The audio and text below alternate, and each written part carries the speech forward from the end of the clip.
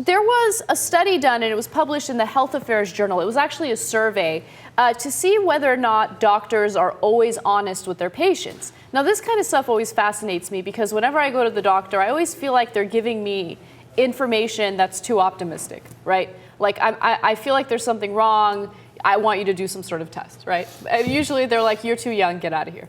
But anyway, according to this survey, more than half of the doctors admitted describing someone's prognosis in a way they knew was too rosy. Nearly 20% said that they hadn't fully disclosed a medical mistake for fear of being sued, and 1 in 10 of those surveyed said they told a patient something that wasn't true in the past year.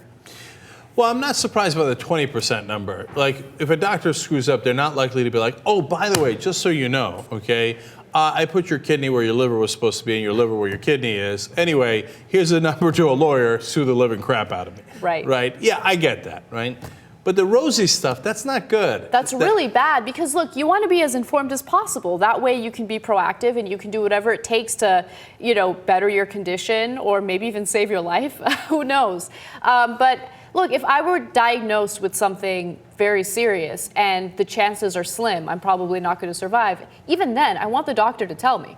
That way I'm not like, oh, I'm going to live forever. It's fine. I just have cancer. And it allows us to make informed decisions. My guess is part of the reason they do it is because it's hard. Yeah, definitely. You know, it's hard to tell someone bad news, and not everybody takes it well. A lot of people take it very, very poorly.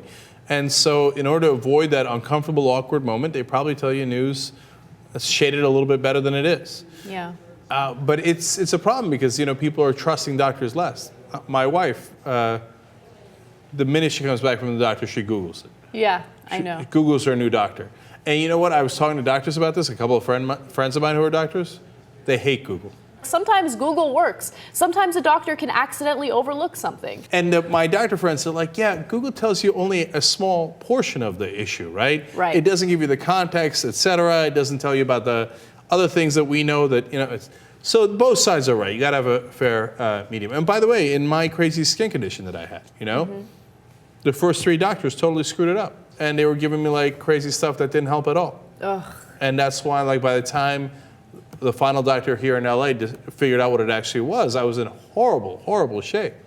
So, Jeez. Look, don't ignore what your doctor says. That's crazy talk. On the other hand, sometimes a second or even a fourth opinion or a Google opinion is not such a bad thing.